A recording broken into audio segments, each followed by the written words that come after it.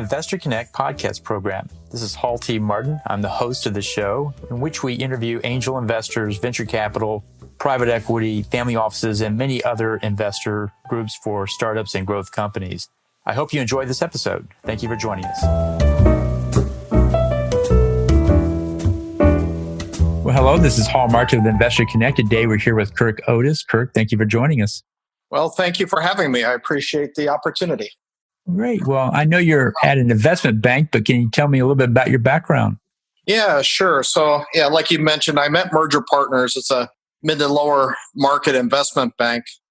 And what we do there is we connect entrepreneurs, management teams, and executives wanting to execute on an inorganic growth strategy and connecting them to private equity sources.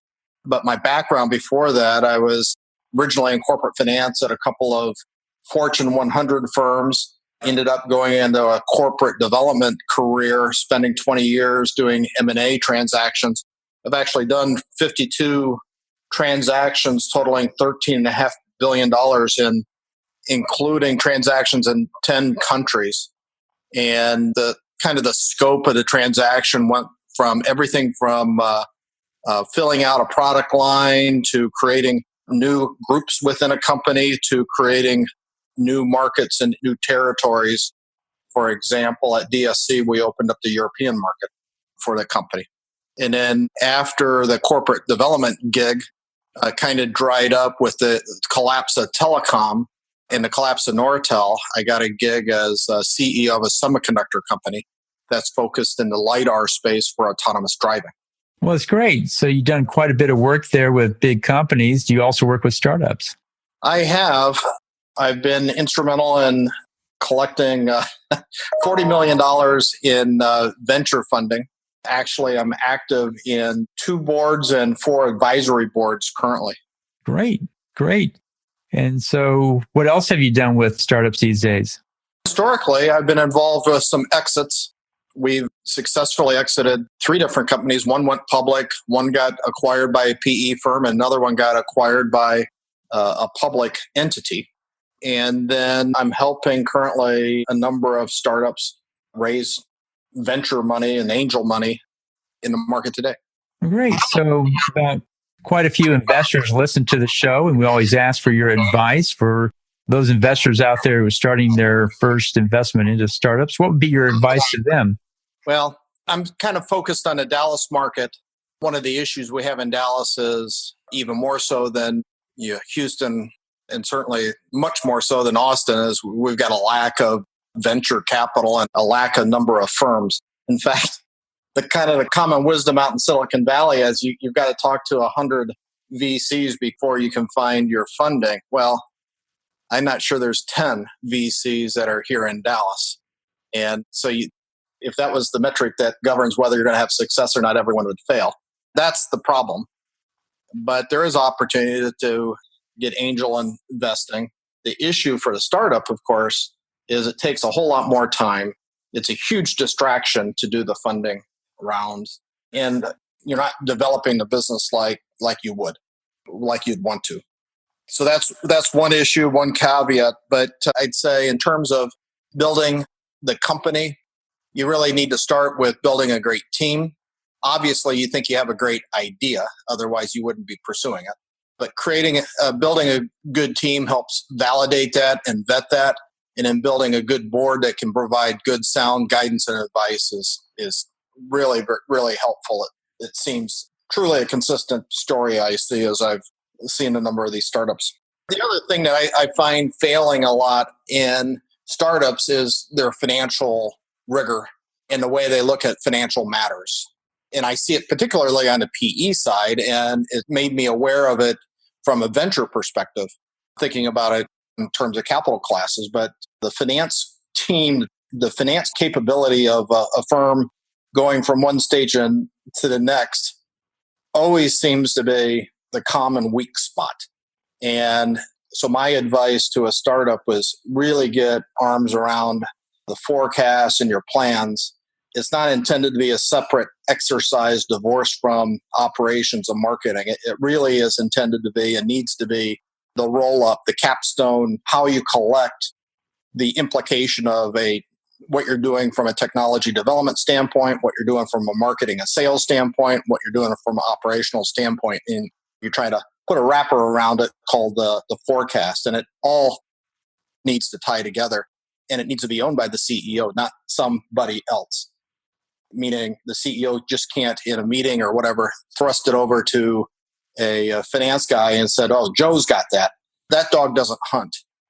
What the investors want to hear is that the CEO understands it, that he believes it, and that he can execute on it. And if he can't convince them that he's got his fingers on the pulse of the company from a financial standpoint, they're not going to fund. So you've been doing quite a bit. What are you focused on today? Well, there's been a number of healthcare deals that have come my way, both from a technology and from an operations perspective and a roll-up. I'm working on an MRO, a maintenance repair operations startup roll-up. It's a highly fragmented space and an opportunity to create something useful, bigger, more polished than what exists in the market. So that's another area. And I'm seeing a number of clean energy kinds of deals using battery technology around that, both in terms of the actual battery as well as management systems to manage batteries. Oh, great. So what are you doing in the world of public and private equity these days? Well, that's an interesting area. The public markets are around $60 trillion, give or take, depending on how you count things up, probably give or take $5 trillion. And I think the entire PE, private equity space, is about $15 trillion. What's been going on over the last couple of decades is, while the overall market cap of public firms has increased, the actual number of public firms has decreased. And the size of private equity has quadrupled. Many more companies that are being funded in private equity, and the size of the investments growing, and the amount of dry powder money that's under management but not yet invested in a company currently sits at about $1 trillion. So that's why you're seeing this big push and a lot more talk about private equity. But you got to keep in mind that it really still is only a fourth of the total capitalization in the markets. But the benchmark to go public has changed. It's always been important to have predictable earnings and a steady cash flow coming out of a public company, but it's become even more valuable. And that's why you're seeing companies that have longer business cycles over 2 or 3 years, for example, they've gone private because the public market just trashes their stock for a couple of years, and then all of a sudden they have the expected good year and it goes up. Well, that's not good for investors. The company itself hasn't changed over that period of time in reality. It's just that their operating cadence, their operating cycle is longer than a quarter. And it just doesn't fit the public market model. So you're seeing a lot of companies move that way.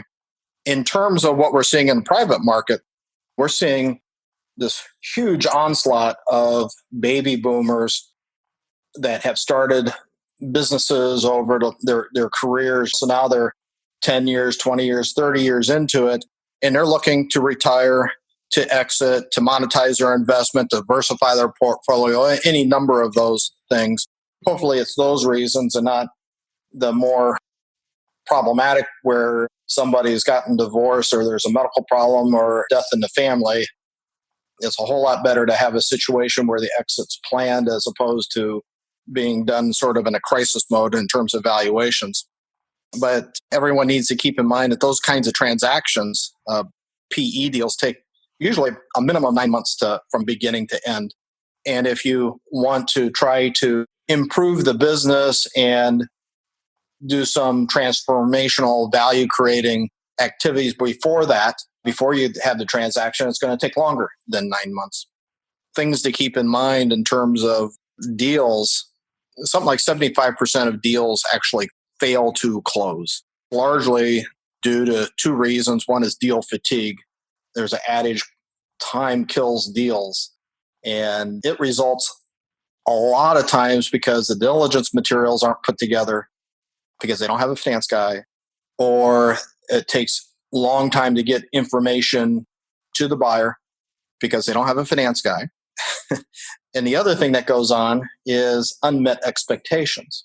A lot of investment bankers, in fact, most investment bankers try to run an auction process where the objective is to get the opportunity to buy a company in front of as many buyers as possible in order to find the buyers that are going to pay the highest price. And that all sounds well and good. The problem is to be declared one of the finalists in that process is you've got to bid a high price. And a lot of times the business doesn't merit having that price. And then you end up in a situation where there's a retrade on the valuation that was originally given. And you've got one party saying, you lied to me, to the other. And the other party saying, well, you gave me bad information. And it's one liar calling the other liar a liar kind of situation. And once you get to that point, it's really hard to come back and say, oh, I was just kidding. I really did mean to pay you a reasonable price. And those kinds of deals end up obviously failing quite a bit. Those are things that people need to keep in mind. That's one of the things we do at Merger Partners is we try to avoid using an auction process and creating those unmet expectations, as well as we try to run a process that's a little more efficient time-wise, just to reduce the timeline to get the deal done. But it doesn't solve the problem that a lot of times there's not a financial executive in charge that is there to ready with the information. And that still remains a challenge for a lot of companies that are trying to sell. Great. So what are some of the trends you see out there today in technology that you see startups pursuing? I think what we were talking about earlier was some of the things that I think companies should embrace from a technology perspective. I mean, there's technology everywhere. You could go on and on and on, AI, what have you. And in fact, AI is one of those areas where I think that every company needs to understand what kind of data they have to analyze within their existing company, how they can create or develop systems or implement systems that will collect that data so it can be analyzed, and find a way to install AI somewhere, somehow, just to get their toe in the water in AI. It doesn't even have to be anything that's big. It just needs to be something that they can learn from, in my estimation. And the reason why is if they don't implement AI, their competitor will, and one of those two parties is going to ultimately win, because AI can be a big game changer implemented in just in a handful of places within the company. It doesn't have to be massive. It just needs to be adding another 2 or 3, 4, 5% to the bottom line, and suddenly it can impact everything in terms of your service times as well as pricing, profitability, you name it. And so getting started with AI, getting started with new areas of digital transformation are critical to all these businesses. And private equity firms pay a premium if people are embracing new technologies. Well, for startups out there, what should they be focused on to get their business up and running, given all the choices that are there in technology? Well, there's lots of different tools in CRM systems, social marketing programs, digital transformation. You could go on, and you can't really name a technology without knowing the industry, because a lot of these are very industry specific. If you get the big generic platforms, they tend to be more expensive. But if you are very focused startup, and most startups naturally are, the technologies available to them there's plenty of technologies that are focused on their particular problem statement. So I'm not sure it would any value to name some names, but there's tons of tools, APIs that connect the various tools are available. And so you kind of understand what I'm trying to say. Startups don't need too much technology to get up and running. If they have a website and they have a good team on it, that would really kick them off in the right direction. Well, in terms of fundraising, yeah. So when I was talking about that, I was thinking more in terms of fundraising. I've encountered situations where a team will come, they'll have a great pitch deck, but their website, the first thing a VC will do or an angel investor will do is go to the website. And the second thing he does is he goes to the LinkedIn page. And they better all be saying the same story. You can't have guys working for another company and yet sitting in a room with a potential investor saying, I'm really, really focused, I'm dedicated to this company. And yet their LinkedIn page says that they work for an entirely different company, an entirely different industry. That just doesn't make a lot of sense. You gotta really make sure that everything's synchronized and you're telling a consistent story. Well, that's great. So let's talk about the exit side of the cycle. What's your advice for those that are starting to look down that side of it? Well, I think I got ahead of myself complaining about the finances, but this is truly an area where I know I'm in trouble as an investment banker when I ask the CEO for his financial statements and he says, "Let me get that from my tax accountant." And the reason why it's a problem is I know that what he's going to provide me is the financial statements that were prepared or are being prepared for this September that relate to 2018. So they're old financial statements, and that's what he's considering to be his financial statements. Let alone the fact that they're tax oriented, which means that they're intended to show a loss or minimize the amount of profitability, as opposed to the financial statements, which should show what the true financial position of the company is. So right there, I know I've got an issue because they don't have a solid footing on the financial front.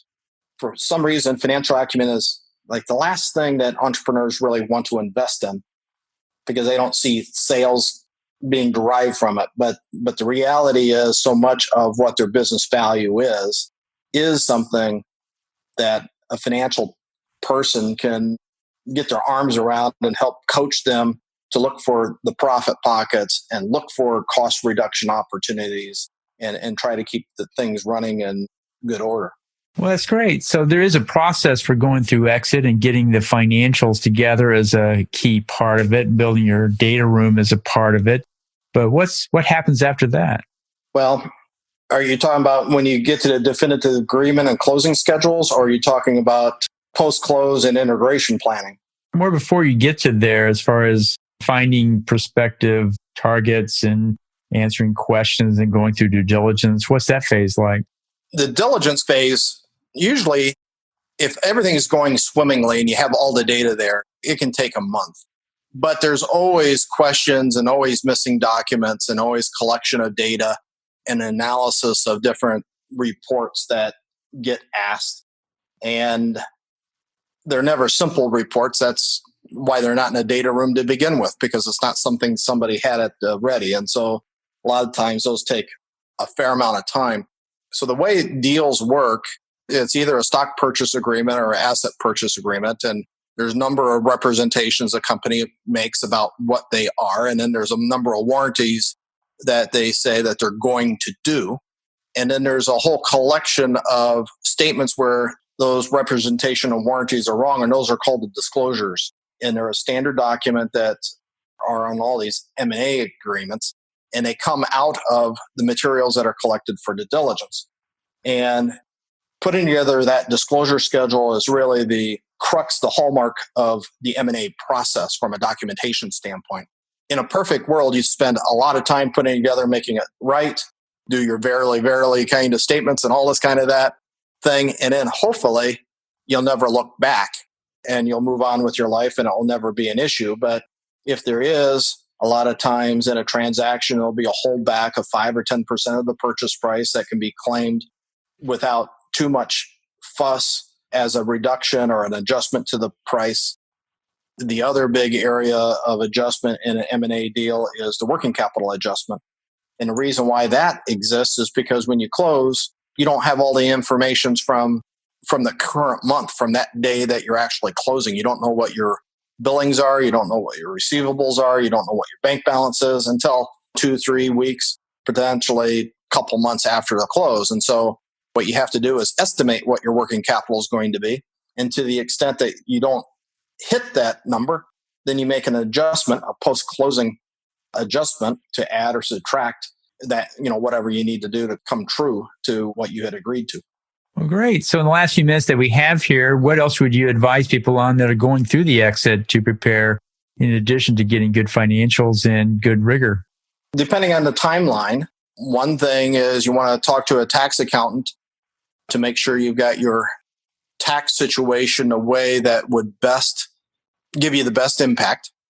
I would move forward on digital transformation opportunities, looking for some low hanging fruit to maybe it's in social marketing, maybe it's in installing a CRM system, maybe it's hiring somebody in the sales team that's going to bring in a couple new customers. But showing some growth, showing some freshness on that front is fantastic if you got the time. Can take a couple of years to bear fruit in some of these initiatives. And then, of course, the other thing that I keep on harping on is make sure that your financial team is solid and that things are up to date and fresh, and you'll have a solid valuation at the deal table. Well, that's great. Well, I appreciate your taking time to join us today. Hope to have you back for a follow-up soon. How best for the investors to get back in touch with you? Well, I'm easily found on the internet. Just Google for me. It's Kirk Otis. You can try me there. You can try me at Merger Partners. We're in Dallas. You can email me. My email is kjotis@gmail.com. Reach out to me on LinkedIn or call me. And I'm in Dallas. The number is 972-768-8568. Well, great. We'll put that in the show notes and let people get back in touch with you. Thanks for joining us today and hope to have you back for a follow-up soon. That sounds great, Hall. Appreciate the opportunity to speak to the audience. Great. Thanks so much. Investor Connect helps investors interested in startup funding. In this podcast series, experienced investors share their experience and advice. You can learn more at investorconnect.org.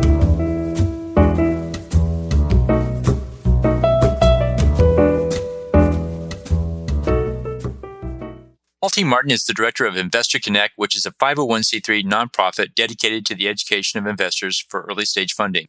All opinions expressed by Hall and podcast guests are solely their own opinions and do not reflect the opinion of Investor Connect. This podcast is for informational purposes only and should not be relied upon as a basis for investment decisions.